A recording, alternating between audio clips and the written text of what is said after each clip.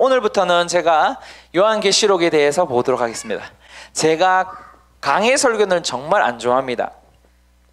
제가 강해 설교를 이게 부교육자 때 한번 해보니까 재미도 없고, 첫 번째 내 설교가 내가 은혜가 안 되고, 세 번째 너무 길고, 그래서 제가 강해 설교를 잘 안 하려고 그래요. 근데 하나님이 이 요한계시록을 좀 보기를 원하시는 것 같아요. 그 계시록의 관점을 좀 다르게 틀어서요. 그래서 제가 세운 계획은 한 8주, 좀 더 가면 한 10주, 못 가면 6주 이렇게 해서 여러분이 지금까지 인생에서 계시록을 어떻게 봤는지 모르겠어요. 그 계시록을 이제 뛰어넘을 겁니다. 할렐루야. 기대하십니까? 나는 기대해요. 내가 이렇게 공부를 열심히 한 적이 없거든. 우리 와이프가 옆에서 지나가면서 깜짝 놀랐어요. 11년 이제 10년 이제 다음 달이면 11년 차거든요, 저희 교회. 네. 근데 11년 동안 내가 성경을 이렇게 오랫동안 본 적이 없다는 거죠. 나도 놀랐어요. 네. 왜냐하면 이렇게까지 제가 사실 성경을 공부한 적이 없어요, 진짜. 농담이 아니라 어제도 새벽 2시까지 계시록을 다시 봤거든요. 그러니까 그 양결 목사님이라는 분이 있어요. 그분이 엉덩이 팬티만 입고 엉덩이에 이렇게 피가 터질 정도로 성경을 봤다라고 그러는데, 저는 그렇게까지는 안 볼 거예요. 엉덩이 피가 터지면 저는 못 봐요. 네. 그래서 저는 차라리 그 시간 서서 보든 하지. 근데 저도 요즘 계시록을 다시 이렇게 진짜 하나하나 곱씹어 먹거든요. 네, 근데 재밌어요. 그런데 재밌는데 여러분이 봤던 방식과 전혀 다를 겁니다. 확실하게 장담할 수 있어요. 제가 주요 교재는 이거예요. 승리의 종말론이라는 책이 있어요. 우리 승리의 종말론이라는 건 우리 사모님이 조금 앞부분을 번역하신 책이 있거든요. 예, 자랑하는 거예요. 예, 그 부분 웃으라고 말하는데 웃지도 않네요. 자, 우리 거기에 있어요. 거기에. 근데 그 책이 메인이지만 한 세부적인 보는 것, 아무리 찾아도 이 승리의 종말론에 관한 주제가 특별히 없는 거예요. 우리 학교 신학교 교수를 뒤져봐도 없는 거예요. 왜냐하면 이 승리의 종말론이라는 걸 좀 이따 나누겠지만, 이 종말론에 대한 이야기는 옛날의 학자들을 위주로 세워진 거지, 요즘 학자들은 이걸 주장하지 않거든요. 그러면 여러분들이 대부분 한 번쯤 종말론을 들어봤다라면 승리의 종말론이 아니라 일명 미래주의 종말론을 배우셨을 거예요. 자, 이게 뭔지를 제가 하나하나 차근차근, 오늘은 또 재미가 없을 수도 있어요. 왜냐하면 서론 부분을 나눌 거기 때문에 1장 1절에서 8절 말씀까지. 자, 좀 길지만 제가 한 절 읽고 여러분이 한 절 읽도록 하겠습니다. 예수 그리스도의 계시입니다. 이것은 반드시 곧 일어날 일들을 자기 종들에게 보여주시려고 하나님께서 그리스도에게 주신 것입니다. 그리스도께서 그분의 천사를 통해 자기 종 요한에게 이것을 나타내 주셨습니다.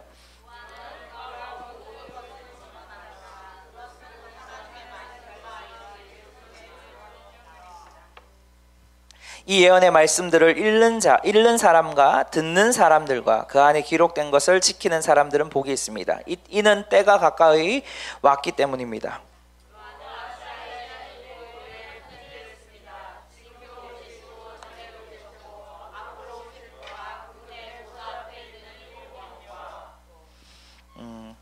충성된 증인이시며 죽은 사람들 가운데서 처음 나시고 땅의 왕들을 다스리는 분이신 예수 그리스도의 은혜와 평강이 여러분에게 있기를 빕니다.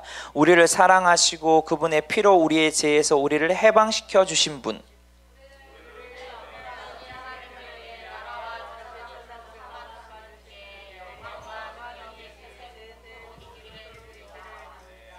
보십시오. 그분이 구름을 타고 오십니다. 각 사람의 눈이 그분을 볼 것이며 그분을 찔렀던 사람들도 볼 것이며 땅의 모든 민족이 그분이 인해 통곡할 것입니다. 반드시 그렇게 될 것입니다. 아멘.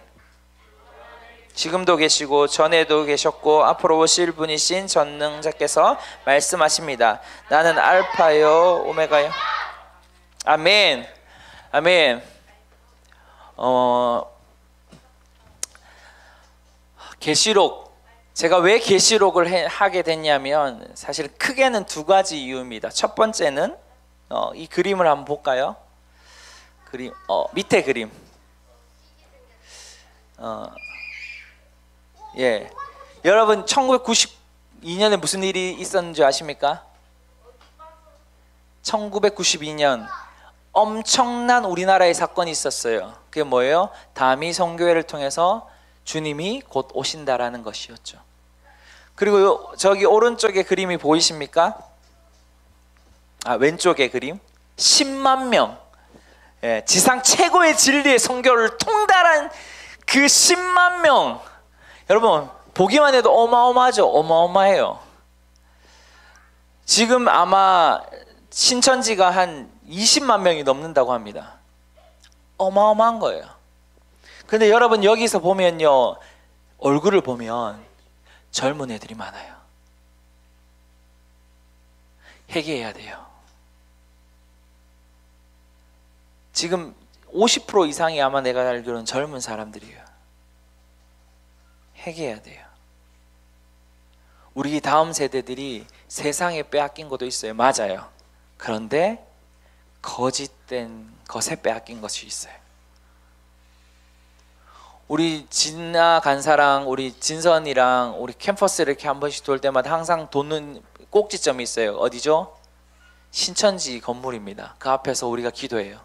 세 가지를 위해 기도합니다. 하나는 다음 세대를 빼앗긴 것에 대해서 회개합니다. 두 번째는 이 화려한 건물이 있거든요. 울산에도 신천지 건물이 우리 어둠에게 빼앗겼던 재정을 회개합니다. 하나는 기억이 안 나는데 하나님 이것들을 돌려받게 하여 주십시오라고 우리 기도해요. 여러분 우리의 젊은 세대는 세상으로도 나가지만 미혹되어서 저기 어둠으로 나가요. 여러분 이런 이 사람들의 공통점이 뭔지 아세요? 시한부 종말론자들이라는 거예요. 시간이 정해진 종말론. 이해가 되세요? 여러분 계시록을 그렇게 사람들이 사용하고 있단 말이에요. 계시록은 시한의 종말론을 얘기하지 않아요. 제가 여러분 요한계시록을 보면서 뭐도 같이 본 줄 아세요? 같이 신천지 교리를 다시 봐요. 기가 막힙니다.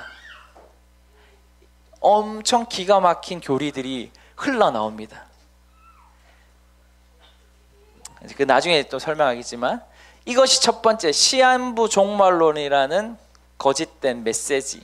저는 거짓된 메시지라고 분명히 말하고 싶어요. 이해가 맞죠? 자, 두 번째는 이거예요. 그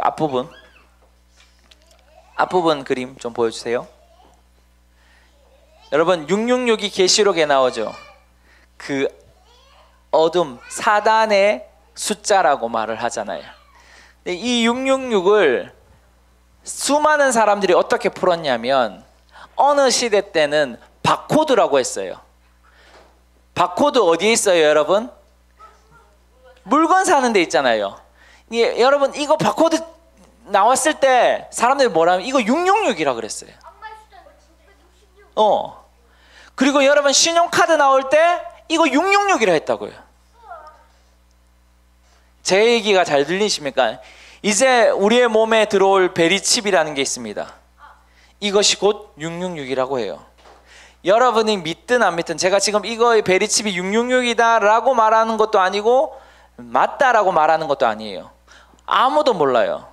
근데 우리가 여러분 계시록을 여러분 이런 식으로 풀면 어떻게 되냐면 부정적인 종말론으로 다가가게 되는 거예요.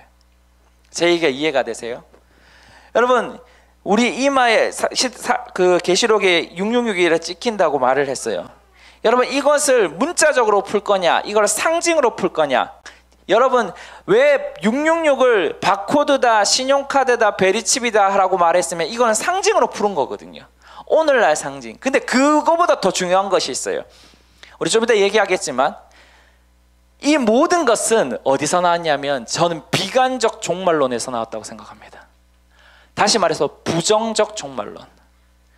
여러분 이제는 뭐까지 나왔냐면 백신 맞은 분도 있고 안 맞은 분도 있잖아요. 저는 백신 맞았거든요. 안 맞아도 저는 상관하지 않아요. 맞아도 상관하지 않고, 그거는 여러분이 하나님의 음성을 듣고 결정하는 거예요, 알아서. 근데 이걸 어떤 분들은 7년 대환란 가운데 있어야 될 한 사건이라고 얘기하는 거예요. 저한테 그렇게 물어보시면 제가 뭐라고 말할까요? 제가 믿는 종말론은 그렇지 않다라고 말하고 싶어요. 여러분이 그렇게 믿어도 상관은 없어요. 백신이 여러분 7년 대환란 속에 속해 있다라고 생각하는 사람 그렇게 믿어도 돼요. 우리 나중에 배우겠지만 무천년설, 전천년설, 후천년설에 대해서 배울 거예요. 계시록에 나온. 여러분이 어떤 천년설을 믿을지 모르겠어요.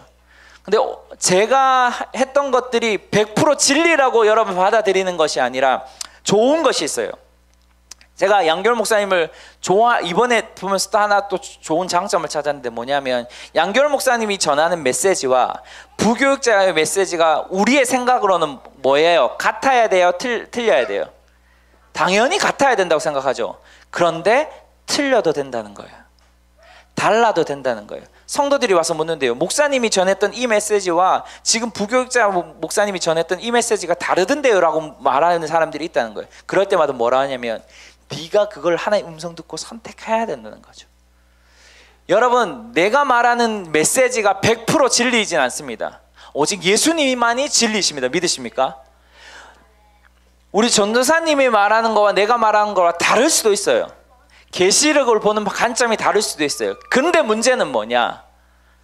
계시록의 중요한 핵심은 빼먹으면 안 되는 거예요. 저는 그 중에 하나가 뭐냐면, 비관적이면 안 된다고 생각합니다. 부정적이면 안 된다고 생각해요. 여러분은 교회가 계속 세월이 가면, 주님이 오시면 가까우면 가까울수록 교회는 더 어려워진다라고 생각하는 사람 손 들어봐요, 빨리. 교회는 더 어려워질 거야. 힘들어질 거야. 고통받을 거야. 환란이 있을 거야. 왜 아무도 손 안 들어요? 좋은 말 했다 손 들어요. 여러분 그렇게 믿잖아요, 지금. 그러면 여러분 교회는 계속 번성하고 확장되어질 거라고 믿는 사람 손 들어봐요. 손을 안 드시면 뭐죠? 반반이 가봐야 알죠? 그건 가봐야 아는 것일 수 있지만 분명한 것이 있어요. 환란은 있어요. 제가 말한 거 분명히 들으세요. 그런데 교회는 확장되어질 거예요. 하나님의 나라는 분명하게 확장되어지는 거예요. 예, 어려움이 있을 수 있어요. 이미도 북한 땅에는 어려움이 있다고요. 그러면 그들은 지금 뭔 세월을 살고 있는 거예요? 7년 대환란 속에 살고 있는 거예요. 계시록으로 따지면. 여러분 여러분 중앙아시아 지금도 목베임을 당하고 지금도 아이들에게 죽음을 당하는 그들의 세월에 지금 그들에게 뭐라고 계시록을 들여댔을 때 뭐라고 말할래요? 그런데 뭐예요? 교회는 확장되어 가고 있잖아요. 믿으세요? 믿으십니까? 그래서 계시록을 볼 때 이 두 가지 것들을 여러분의 속에서는 분명하게 말하고 싶은 거 제했으면 좋겠다. 부정적인 것, 그리고 시한부적인 것. 시한부적인 것은 구원론과도 연결되거든요. 여러분 그러면 이 부정적인 종말론이 왜 나왔을까요? 사실 부정적인 종말론이 나온 거는 약 60년 밖에 안 돼요. 1차 세계대전 때 전쟁이 터져요. 그리고 유럽 사회가 뭘로 바뀌냐면 이런 종말론으로 바뀌어요. 왜? 사람들이 이렇게 악해질 수 있구나 라고 생각하는 거죠. 그리고 2차 세계대전이 또 터져요. 그러니까 뭐가 와요? 미국에 대공황이 오는 거예요. 그리고 우리나라에 뭐가 터져요? 한국 전쟁이 우리나라 전쟁이 터지잖아요. 이해가 되세요? 그리고 또 뭐가 해요? 월남전이 겪으면서 전쟁 가운데 뭘 봐요? 사람들이 부정적인 세상을 보는 거예요. 제 얘기가 이해가 되십니까? 따라오겠습니까? 1차 세계대전과 2차 세계대전과 대공황, 미국의 대공황과 그 다음에 전쟁들, 이런 다양한 역사의 비극적인 상황을 통해서 성경을 어떻게 보냐면 사람들이 비관론적으로 보는 거예요. 그래서 이 성경을 뭐라고 말하냐면 미래주의라라고 얘기해요. 계시록을 어떻게 보냐면 1장에는 뭘래요? 서론이 나와요. 그리고 2장, 3장은 뭐가 나와요? 7 교회가 나온단 말이에요. 그리고 4장부터 22장까지를 뭘로 보냐면 이제 미래의 어느 시점 주님이 오실 그때 일어날 일이다 라고 얘기하는 거예요. 이해가 되세요? 이게 미래주의자들이 말하는 거예요. 대부분 설교가 바로 이 미래주의 관점으로 설교되어집니다. 그런데 우리가 이제 보고 싶은 그 관점은 그것이 아닙니다. 우리가 보고 싶은 관점은 바로 일명 승리주의 종말론, 승리적 종말론, 승리의 종말론을 볼 거예요. 그래서 다음 주부터 썸네일이 탁 나갈 거예요. 자, 승리의 종말론이 뭐냐면 아까 제가 얘기했죠. 미래주의들처럼 4장부터 22장까지 모든 것이 미래에 어떤 일어날 사건이 아니라 바로 승리의 종말론은 4장부터 18장까지 과거에 있었던 일도 있고 이제 미래에 있었던 일도 있다라고 얘기해요. 다시 말해서 나중에 한 번 더 얘기하겠지만 여러분 1장의 서론, 2장, 3장의 땅에서 7 교회들을 향한 하나님의 편지, 4장, 5장이 좀 중요하거든요. 3장, 4장은 땅의 교회들의 7 교회를 향한 메시지였다면 바로 4장, 5장은 뭐냐면 하늘의 예배. 여러분 땅에서는 1장, 2장의 땅에서의 그런 상황들을 얘기했다면 4장, 5장은 하늘의 예배를 이야기하면서 뭐냐 하면 이제 6장부터 뭐 하냐면 말을 하나님의 심판의 말을 준비시키고 그 다음에 7장부터 뭐 하냐면 유대인의 심판, 그 다음에 로마 제국의 심판, 그리고 미래에 어떤 사건에 하나님의 심판이 있을 거다라고 말하는 거거든요. 승리의 종말론은 일부는 과거에 있었던 우리의 시점으로 과거에 그래서 두 사건으로 크게 나눕니다. 하나는 뭐냐면 유대인의 예루살렘 성전이 파괴되는 70년의 그 유대인 심판. 두 번째는 무슨 심판이 있을까 하면 로마 제국 467년인가요? 476년인가 기억이 안 나는데 그 로마 제국이 멸망하는 그러니까 우리의 시점으로는 그것이 뭐예요? 과거죠. 그리고 이제 어느 주님의 오실 그때까지 미래의 심판. 근데 왜 심판을 얘기하면서 교회 확장을 얘기하냐면 심판하면서 뭐예요? 하나님의 교회는 뭐한다? 확장되어진다라고 말하는 거예요. 이해가 되세요? 이 관점이 바로 승리주의 종말론입니다. 승리주의 종말론이 왜 중요하냐면 이거예요. 성경을 미래주의자들도 대부분 성경을 문맥을 통해서 역사적인 관점을 통해서 보지만은 어쩌면 이런 이 승리주의 종말론이 신학적으로는 이렇게 표현하거든요. 부분적 과거주의자들이라고 얘기해요. 그래서 이것을 그 당시의 문맥과 역사적인 관점을 통해서 더 명확하게 보는 것이 바로 승리주의적 관점입니다. 이것이 부분적 과거주의의 관점이에요. 그래서 결국은 이거예요. 승리는 악은 정복되고 주님은 승리할 거다라는 주의입니다. 계시록을 이렇게 보는 거예요. 그럼 미래주의도 목사님 결국은 주님이 오셔서 승리하는 거 아닙니까? 근데 뭐가 있어요? 7년 대환란 속에 엄청난 어려움이 있잖아요. 그 부분을 제거하는 거예요. 제거하는 것이 아니라 문맥적으로 역사적으로 그것을 뭐냐면 과거주의의 관점으로 보는 것이죠.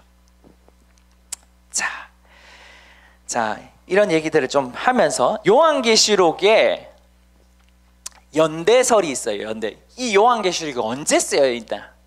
근데 문제는 뭐냐면 이 요한계시록을 언제 쓰여 있느냐에 따라서 미래주의냐 과거주의냐로 바뀌어요. 자, 이 요한계시록을 대부분 사람들, 그러니까 미래주의로 보는 사람들은 어떻게 볼까요? 당연히 그 얘기를 안 했구나.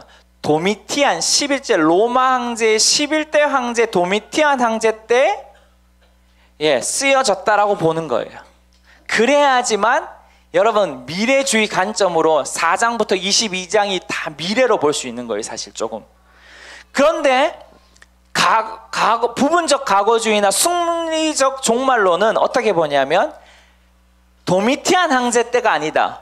여러분 생각해요. 도미티안 황제 때가 언제냐면 AD 96년 때입니다. 그리고 여기 66이라고 써놓은 숫자가 뭐냐면 네로 황제 때 쓰여졌다라고 말해요. 자, 이 두 네로와 도미티안은 믿는 기독교인들을 강력하게 박해했던 시기입니다. 자, 그런데 이 96년에 있었던 도미티안 박해가 아니고 왜 과거주의자들, 승리의 주의 종말론자들은 이 네로 황제 때를 보냐면 첫 번째 한번 생각해 봐요. 예수님이 BC 4년경에 태어나셨어요. 정확하게는 학자들에 의하면. 그러면 이 요한계시록이 대부분 우리가 아는 것처럼 오늘 본문에도 계속해서 요한이란 얘기가 나오는데 아니라는 학자들도 있어요. 근데 우리는 대부분 사도 요한으로 이야기하거든요. 그럼 사도 요한과 예수님은 나이가 많든지 많아도 10살 이상 많든지 10살 이하 그렇게 많기야 하진 않고 한 2-3살 정도 차이 날 거라고 생각합니다. 그러면 96년에 이게 쓰였다면 대체적으로 사도 요한이 몇 살 때 이것이 썼을까요? 한번 계산을 해보세요. 92세. 지금 제가 두루마기에 편지를 썼다고 생각하면서 썼을 때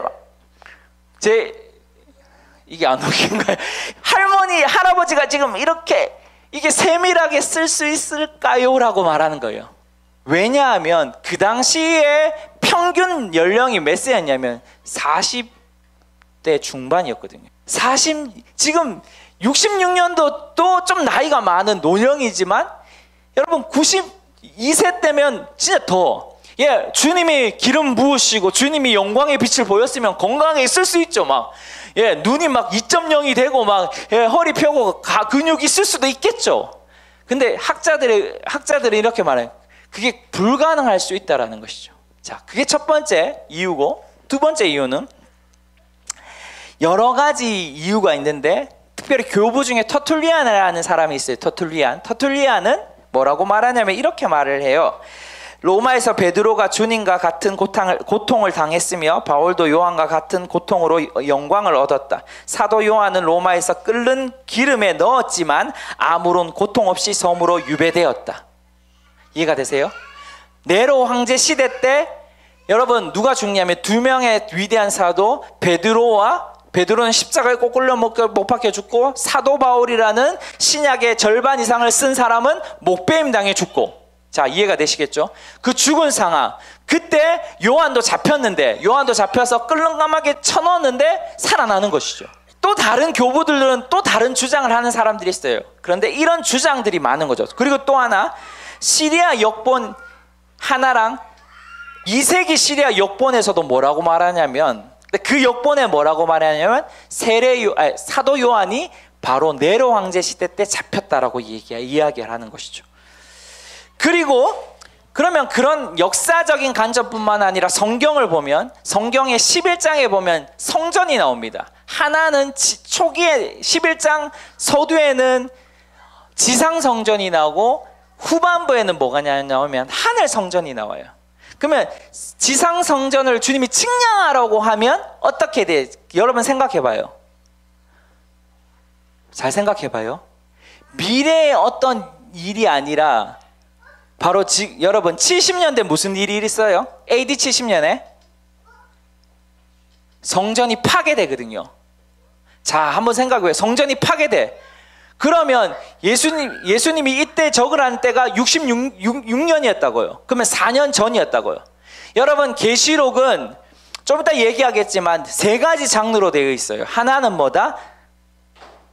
묵시, 상징이고, 하나는 예언이고, 하나는 서신입니다. 자, 두 번째 뭐가 있어? 예언이에요. 이것이 예언이 되려면 어떻게 해야 돼요? 바로 11장의 내용이 어떤 미래의 성전을 이야기하는 게 아니라 서두에 말했죠. 진짜 실제로 아직도 있는 예루살렘 성전을 이야기하는 거란. 그러면 역사적으로 실제적으로 역사와 비교했을 때 네로 황제 때 이것이 쓰여졌다라고 얘기할 수 있는 것이죠. 마지막으로 중요한 것이 있어요. 역사적인 사건 중에 하나가 네로 황제 때 박해가 있었을 때 어떤 박해가 왜 박해가 있었냐면 로마 시의 3분의 1이 불타게 됩니다. 우리가 다 아는 거예요, 대부분. 그때 그 타겟을 누구에게 돌리냐면 바로 기독교인에게 돌리게 됩니다. 그리고 기독교인에게 돌리게 됨으로 엄청난 박해를 가하게 돼요. 여러분, 영화를 한번 저도 어제 잠깐 봤는데 그 영화를 보면 믿는 자를 잡아가지고 원형 경기장에 쳐넣은 다음에 어떻게 했냐면 배고픈 사자를 풀어줘요. 그리고 십자가에 똑같이 달리게 하고 뿐만 아니라 여러분 가장 인간의 고통스러움이 뭔 것 같아요? 화형이다. 화형시키는 어마어마한 박해가 그 당시에 있었던 것이죠. 근데 아까도 말했던 도미티안 황제 때 있었던 그 황제 때 96년이라고 말하는 사람들의 주장에는 그 당시 네로 황제 때에는 로마시를 중심으로만 박해가 가했지 바로 오늘 좀 이따 볼 7교회에 있는 주변에 있는 속국들에게는 박해를 가하지 않았다라고 주장하지만 실제로 또 다른 학자들은 이 박해가 로마시에만 있었던 것이 아니라 주변까지도 확장이 된 박해구나라는 것들이 계속해서 역사적으로 나오고 있다는 것이죠. 이러한 상황들, 전체적인 역사와 성경의 관점과 교부들의 증거를 통해서 볼 때 이것은 96년이라기보다는 제가 다시 말할게요. 대부분은 96년으로 봅니다. 근데 저는 66년으로 봐요. 그런데 왜 그랬냐면 이 해석이 아까도 말했던 한 부분에 우리가 이제 계시록 1장부터 22장까지의 그림이 바뀌어지기 때문에 그렇습니다. 자, 계시록은 여러분 성경을 풀 때, 성경을 해석하고 성경을 설교할 때는 여러 가지로 설교할 수 있어요. 신학교에서는 이걸 역사적인 관점, 문화적인 관점, 어떤 문맥적 관점으로 해석해야 될 뿐만 아니라 여러분 우리 전도사님이나 우리 홍 목사님이나 이런 분들이 여러분 잘 보시면 계시적으로 이걸 푼다라고 말을 하잖아요. 그렇죠? 근데 이것이 잘못된 것은 아니에요. 근데 여러분 이 부분도 있어야 되고 이 부분도 있어야 돼요. 홍 목사님의 설교를 들어보면 여러분 계시적으로 풀지만 문제는 뭐냐면 홍 목사님 예를 들어서 이번에 오셔서 여리고를 뭘로 봤다요? 가계의 저주라고 봤대요. 근데 그 실제적으로 문맥을 보면 문맥상으로 맞단 말이에요. 어떤 부분이 이해가 되세요? 이해가 되세요? 여러분 제가 묵상을 하면 이렇게 묵상을 하면 그냥 이걸 전체적인 이 내용의 어떤 상황과 문맥을 통해서 하나님의 음성을 듣지 않습니다. 그냥 쭉 내려가요. 쭉 내려가다가 하나님이 어떤 마음을 주시는 것에 내가 음성을 귀를 기울인단 말이에요. 그것을 또 설교로 풀어낼 수 있는 거거든요. 여러 가지 설교의 관점이 있지만 제가 오늘 서두에 일단 깔고 시작하는 것은 이런 역사적이고 문화적이고 문맥적인 상황을 고려한다는 것. 그래서 여러분들에게 기존 교회에 있었던 좀 딱딱한 방식이 있다고 할지라도 이해해 주시면 좋겠습니다. 할렐루야. 예. 근데 이것이 왜 중요하냐면 여러분이 계시록을 잘못 푸는 것을 방지해 줄 수 있기 때문에 그렇습니다. 무슨 말인지 아세요? 그래서 신학을 무조건 무시하면 안 돼요. 역사와 문화와 문맥을 이해할 때 어떨 때는 하나님의 메시지를 이해하는데 더 풍성해질 수 있어요. 여러분 계시록을 그냥 읽는 거와 계시록 당시에 오늘 좀 이따 나누겠지만 아까 말했죠. 네로 황제의 이런 엄청난 박해들. 여러분 여러분 우리 하임이와 하연이가 지금 여러분 저기 사자굴에 먼저 들어가서 먹혀진다라고 생각해봐요. 그 부모의 마음이 어떨까요? 야, 네 예수 믿을래 안 믿을래? 믿을래 안 믿을래? 아까 제가 그랬죠. 아까 제가 어린 한 학생 믿을래 안 믿을래? 그리고 어떻게 하냐면 자식을 던진다면 어떻게 할래요? 이런 상황에서 계시록이 쓰여졌단 말이에요. 1장 1절에 보면 이렇게 말해요. 예수 그리스도의 뭐다? 계시다라고 얘기해요. 여기서 말하는 예수 그리스도의 계시다라는 의라는 단어가 영어로는 of잖아, of. 근데 여기에서 헬라어로 풀면 뭐라, 계시라는 것은 우리가 아는 것처럼 아포칼립시스라는 단어를 씁니다. 덮개를 이렇게 덮여진 덮개를 풀어 헤치다, 보여주다, 이런 의미거든요. 그러니까 예수 그리스도의 계시다라는 건 두 가지 의미를 내포하고 있습니다. 하나는 예수 그리스도의 관한 계시고, 또 하나는 예수 그리스도의 계신 거예요. 자, 그 말이 뭐냐 하면 잘 들으세요. 이제 중요한 말을 좀 하고 싶어요. 계시록은 예수 그리스도의 계시고 예수 그리스도의 관한 계십니다. 여러분이 지금까지 봤던 종말론을 이야기하기 전에 예수 그리스도의 관한 계시가 뭐냐면 보세요. 1절 후반 1절을 복귀합시다. 예수 그리스도의 계시입니다. 이것은 반드시 곧 일어날 일들이라고 했어요. 여기서 아까 말했던 계시라는 것은, 아까 제가 이런 말을 했죠. 계시록은 세 가지 장르, 어떤 그룹, 어떤 모양을, 여러분 보세요. 영화를 봐도 장르가 있죠. 무슨 장르 있어요? 액션, 멜로, 뭐 이런 장르가 있잖아요. 이 성경을 좀 여러분에게 좀 신학을 공부하지 않은 분들은 오해 살 수 있는 문학적 장르가 있는데, 그 세 가지 중에 하나가 아까 상징이고 예언이고 서신이라 그랬어요. 계시라는 말은 말 그대로 상징이라는 말입니다. 여러분 한번 보세요. 창세기에 요셉이 꿈을 꿔요. 무슨 꿈을 꾸죠? 하늘의 해와 달과 별이 자신에게 절하는 꿈을 꿔요. 해와 달은 무엇을 이야기하죠? 별은 무엇을 얘기해요? 형들을 얘기하고, 해와 달은 부모를 얘기한단 말이에요. 상징, 이해가 되세요? 바로 여러분, 계시록은 상징으로 충만한 겁니다. 그래서 여러분, 계시록이 어떤 분들에게 이해하기 힘들고 어렵다라는 것은 상징이기 때문에. 근데 그 상징이 어디서 온 걸까요? 대부분 구약에서 왔어요. 그래서 신약에서 가장 많은 구약의 것들을 꺼집어서 얘기한 것이 뭐냐 하면 계시록이라는 거예요.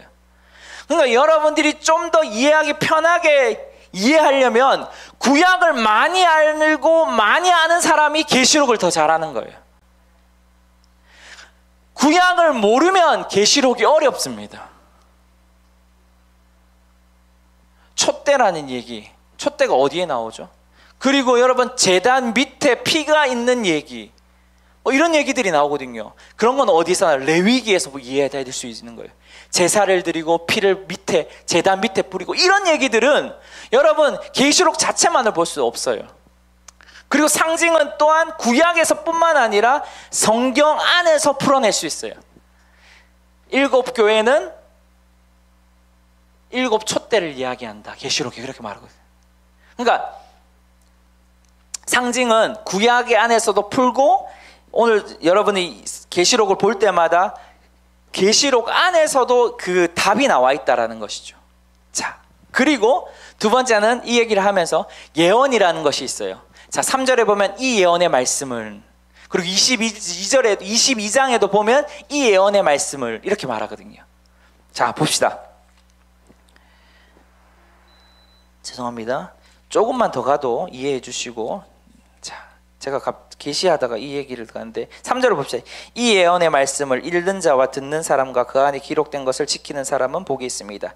이는 때가 가까이 왔기 때문입니다. 22장 한번 볼까요? 여러분 성경 있으면 좀 찾아주시면 좋겠어요. 7절, 보라 내가 속히 갈 것이다. 이 책의 예언의 말씀들을 지키는 사람들은 복이 있다. 학자들은 이렇게 말해요. 예언을, 구약에, 제가 이번에 선지자 그룹에도 얘기해요. 구약은 예언이란 구약의 뜻은 맡았다라는 뜻을 사용한다. 그래서 예언이란 표현을 92%가 현재의 관점이라는 것이죠. 그리고 나머지 한 8%, 6%에서 8%가 미래를 쓰여지고 있어요. 근데 여러분 신약의 예언은 좀 달라요. 학자들은 그 얘기를 안 하더라고요. 성경을 공부하는 사람들이. 그러니까 계시록을 예언이라고 해서 예언이라고 하면 현재적 관점이 있지만은 뭐도 있다는 것을 잊지 말아야 돼요. 미래의 관점도 있다는 걸 잊지 말아야 돼요. 그래서 여러분 미래주의자들이 말하는 그 이제 우리의 시대에 일어나는 일이 어느 시점에 일어나는 일이 아니라 우리가 보는 예언의 말씀은 바로 과거에 어떤 일이 일어났고 그 일은 뭐냐면 유대인을 심판하고 로마 제국을 심판하고. 왜 유대인을 심판하고 로마 제국을 심판할까요? 여기 중요한 거예요. 조금 여러분 복잡할 수 있지만 제가 왔다 갔다 하는 것 같지만 왜 유대인을 심판하죠? 여러분 사도행전 8장에 무슨 일이 일어나요? 예루살렘에 큰 박해가 일어나거든요. 8장 1절에 보면. 그래서 뭐예요? 사도를 빼고 다 흩어지잖아요. 왜 사도만 빼고 흩어질까요? 유대인들이 디아스포라 기독교인들, 그러니까 헬라파 그리스도인들을 박해했단 말이에요. 그러니까 누구 만들 헬라파 일명 다른 지역에 있었던 살았던 사람들, 그 모였던 그리스도인들만 피해 간단 말이에요. 왜? 여러분 그 사도들은 무슨 그리스도인들이었어요? 히브리파, 그 이스라엘 안에 살았던 사람들이었단 말이에요. 그러니까 그들은 박해 속에서도 피해가지 않았다고요. 그 이후에 여러분 사도 바울이 루스드라 뭐 이런 곳곳에 누구와 매일 충돌합니까? 유대인들이 충돌하는 거예요. 제 얘기가 따라오시겠습니까? 중요한 얘기입니다. 그래서 여러분 하나님이 심판을 하시는데 AD 70년대 유대인을 심판하시는 거라고요. 예루살렘 성전이 파괴되는, 로마로부터 처참하게 짓밟히는. 다음 주에 마태복음을 통해서, 그 다음 주에는 다니엘을 통해서 이 얘기들을 하겠지만, 그리고 로마 제국, 지금 로마 제국의 박해, 무슨 박해가 있어요? 바로 네로 황제를 통해서 믿는 자들이 끌려가서 사자굴과 화형과 엄청난 지금 죽음이 피에 뿌려지고 있잖아요. 이런 것을 뭐 하시는 거예요? 하나님이 심판한다라는 거예요. 근데 그 전에 무슨 얘기가 나오냐? 아까 제가 4장 5장에 하늘의 예배가 나온다 그랬잖아요. 밑에서는 무슨 일이 일어나요? 7교회 가운데, 그리고 수많은 로마시 주변에 있는 곳에 박해들이 일어나고 있잖아요. 피가 뿌려지고 있잖아요. 고통 가운데 있단 말이에요. 근데 하늘에서는 무슨 일이 일어나요? 보좌에 앉은 이라고 말해요. 그게 무슨 말이에요? 왜 주님이 보좌에 앉아 계시죠? 이 말이 정말 놀라운 게 있어요. 주님은 이 땅을 뭘로 삼으세요? 발바닥을 사는 발등상이라고 말하고 있어요. 그러니까 그 하늘의 예배를 사도 요한에게 왜 보이실까요? 야, 지금 박해 힘들지? 야, 박해 어렵지? 지금 옆에 있는 내 식구가, 내 자식들, 내 부모가 죽어가는 것 같지? 그런데 내가 열방의 왕이야 라는 거예요. 하늘의 예배를 보이면서 내가 이 열방을 다스리고 있어 라고 말하는 거라는 거예요. 그래서 2장의 7교회를 향해서 너희는 이기는 자가 되어야 돼. 이기는 자가 되어야 돼. 신천지가 뭐 이렇게 하면 신천지라 하는데 우리도 이기는 자가 돼. 부이. 그 얘들은 이기는 자를 좋아한대요. 그래서 제가 요즘 신천지도 같이 공부하고 있거든요. 이기는 자. 여러분 무슨 말인지 아시겠어요? 좀 조금 세워가는 것 같은데, 아무튼 그렇게 유대인 박해, 로마 박해, 그리고 온 세상을 박해하면서 뭐해요? 하나님의 나라는 확장되어 가는 거예요. 보세요. 유대인이 심판당했을 때 교회는 더 커졌다고요. 그리고 313년에 딱 뭘 해요? 콘스탄틴 대제가 로마의 국교로 기독교를 정하잖아요. 무슨 말인지 아시겠어요? 이기는 자. 자, 좀 더 가볼게요. 죄송해요. 힘들지만 조금만 더 가볼게요. 네. 자, 근데 재밌을 거예요. 조금만 더 따라오보세요. 자, 그러면서 이 예언, 그러니까 예언인 거예요. 예언. 그리고 여러분 1장 4절을 보세요. 1장 4절. 요한계시록은 자 4절 시작. 요한은 아시아에 있는 7교회에 편지를 씁니다. 아멘. 여기에 편지를 쓴다라고 말했으니까 이 편지는 이 요한계시록은 서신인 거예요. 누구를 향한? 박해받고 있는, 환난당하고 있는, 어려운 가운데 있는 믿는 그리스도인들에게 위로와 격려와 소망. 아까 뭐라고 말했어요? 야, 내가 열방의 왕이다.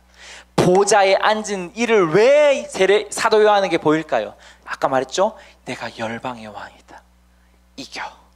이겨낼 수 있어. 이기는 자에게는 이런 일이 있어.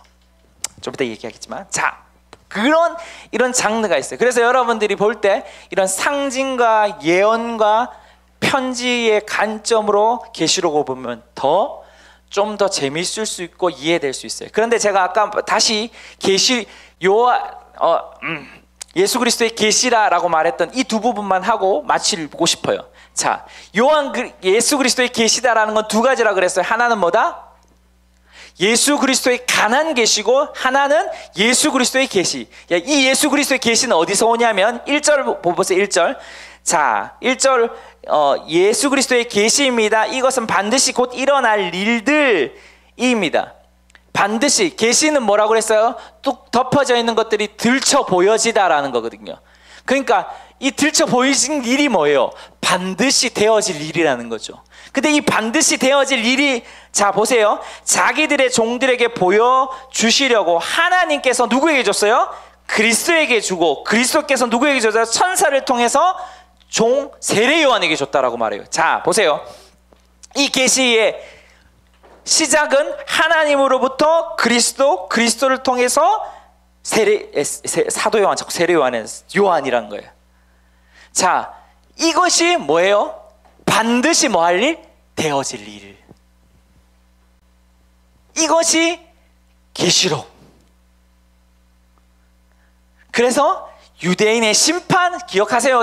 계속 반복할 거예요. 유대인의 심판, 그 다음에 로마 제국의 심판, 그 다음에 온 세상의 심판. 근데 이 모든 것, 다시 말해서 6장에서부터 18장까지 이 심판은 하나님의 나라의 확장된 모습. 그리고 19장에 무슨 일이 일어나요? 주님이 오시고 혼인잔치가 일어나고 새하늘과 새 땅이 21장이 일어나는 거예요. 이해가 되세요? 어렵지 않아요. 계시록은. 제가 이렇게 말했는데 어려우면 안 돼. 자, 그리고 중요한 거 하나 있어요. 예수 그리스도의 계시다라고 했어요. 예수 그리스도의 관한 계시다. 그래서 학자들은 요한계시록을 제5의 복음서라고 말합니다. 여러분, 사복음서에는 예수 그리스도의 어떤 복음이 나왔어요? 예수님을 마태복음에서는 예수님을 왕으로 표현했고, 마가복음에서는 종, 누가복음에서는 사람, 그리고 요한복음에서는 하나님, 이렇게 표현했거든요. 근데 이 모든 것이 어디에서, 이 땅에서 공생애 가운데 하신 일들을 보여줬다고요. 그러니까 구약에서 예언되어서 오신 그분이 이 땅에서 하나님 공생애 가운데 일어났었던 일, 그런데 그것이 왕이고 종이고 사람이고 여러분 하나님이라는 표현으로 보여줬단 말이에요. 이 땅에서. 그렇죠? 그리고 승천했어요. 승천한 뒤에는 보이지 않았잖아요. 그러면 어디서 이제 승천하신 예수님이 어디에 있어요? 계시록에 그려지고 있다고요. 보좌에 앉으시니 어린 양, 찬양받기에 합당하신 분, 그분이 지금 어디 있어요? 7 촛대 사이를 있는 거예요. 7 촛대 사이에 왜 있어요? 내가 교회를 다스리고 내가 교회를 잡고 있다라는 거예요. 뭔 말인지 아시겠어요? 그럼 계시록을 볼 때마다 예수님의 표현할 때 뭘 봐야 돼요? 여러분, 지금 환경을 보는 게 아니에요.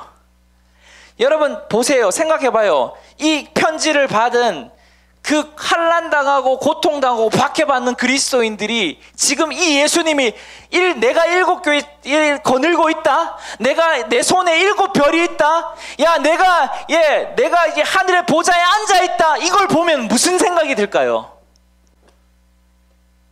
박해받는 생각이 안 들겠죠. 이겨야 되겠다고 생각될 거 아니에요. 그러니까 계시록은 종말론이 아닙니다. 종말론이죠. 근데 너무 비극적인 종말론이 아닌 거예요. 내가 모든 것을 다스리고 있다. 야, 교회 승리할 거야. 왜 마지막 화려하게 새 하늘과 새 땅이 온다? 라고 말할까요? 제발 부탁입니다. 계시록을 그런 식으로 보지 마십시오. 우리의 상황에 무조건 맞춰서 야, 이거는 666일 거야. 이건 666이야. 야, 666은 실제적으로 네로를 의미합니다. 네로, 그 당시 박해를 가했던 네로. 악마의 숫자, 오늘날 이 뭐지? 신용카드가 666이 아니고, 여러분 바코드가 666이 아니고, 그렇게 보면 안 돼요. 무조건 1차적으로 여러분이 봐야 될 건 지금 하나님이 어떤 분이신가, 예수님이 어떤 분인가. 여러분 반주해 주세요. 이제 끝낼 거예요. 주제 얘기도 다 했고 다 했어요. 어떻게든 끄집고 했어요. 근데 너무 중요한 얘기가 바로 1장 1절에 나옵니다. 사실 예수 그리스도의 계시다, 속히 일어날, 하나님이 분명히 뭐 하실리. 너가 환난받고 너가 어려움 당하고 지금 상황이 좋지 않아? 그런데 내가 이렇게 심판할 거야. 내가 이렇게 심판할 거야. 그래서 내가 이렇게 하나님의 나라가 확장되는 것을 너가 보게 될 거야. 그리고 야, 내가 너희 7교회들, 진짜 7교회가 7교회뿐만 아니라 모든 교회를 다 이야기해요. 7이라는 숫자는 모든 것을 다 의미합니다. 모든 교회의 그 촛대, 교회의 촛대를 거늘고 계신 분, 그분이 7뼈를 잡고 있는데 내가 너희들 잡고 있어. 야, 그래서 뭐해? 이겨. 나 이 모습을 봐. 내가 왜 너에게 이거 볼까? 내가 이렇게 하고 있어. 그러니까 이 박해를 너희는 이길 수 있어 라고 말하는 거라고요. 환난을 너희는 이길 수 있다니까. 이기는 자가 돼야 돼. 그래서 마지막으로 여러분들 이 말 한마디 하고 싶어요. 요한계시록, 나는 이 말이 너무 좋아요. 요한계시록 1장 3절, 이 예언의 말씀을 읽는 사람과 듣는 사람들과 그 안에 기록된 것들을 지키는 사람들은 뭐가 있다? 복이 있다. 할렐루야. 복이 있다. 할렐루야. 그 복이 뭐예요? 이기는 복. 그 복이 뭐예요? 너희는 새 하늘과 새 땅에서 다스리는 자가 될 거야 라는 복. 복이 있다. 그래서 나는 계시록을 승리의 종말론뿐만 아니라 내 스스로가 정하기로는 진짜 복음인 거예요. 계시록을 여러분 여기서 읽는 자, 기가 막힌 거는 여기 읽는 자를 신천지는 우리의 새 요한 이만이라고 소개하더라고요. 그래서 여기서 읽는 자는 그게 말이 아닙니다. 요한이 적어서 보낸 편지 속에 예배할 때 이걸 계시록을 낭독하거든요. 그 낭독하는 자를 읽는 자예요. 그래서 읽는 자를 단수로 쓰고 있어요. 복수로 쓰는 게 아니라 한 사람, 그 한 사람을 여러분 이놈의 새끼들은 새 요한이라고 말하죠. 근데 그게 아니에요. 근데 여기서 그리고 말하는데 중요한 것이 있어요. 듣는 사람들과 그 안에 기록된 것들을 지키는 사람들, 여기 복수로 쓰고 있잖아요. 교인들을 얘기하는 거예요. 성도들을 얘기해요. 그런데 여기에 뭐냐면 관사가 하나밖에 없어요. 그 말이 뭐예요? 읽는 것, 듣는 것과 지키는 거는 떨어지지 않는 거예요. 여러분이 오늘 하나님의 말씀을 들었어요. 그럼 지켜야 되는 거예요. 만약에 떨어져 있어요, 그럼 그 사람은 복 받을 자가 아니라 복 못 받을 수 있다는. 들어요. 하나님의 말씀을 들어요. 그럼 지키는 거예요. 하나님의 음성을 들어요. 그럼 지키는 거예요. 그런 자에게 하나님 복이 있는 거예요.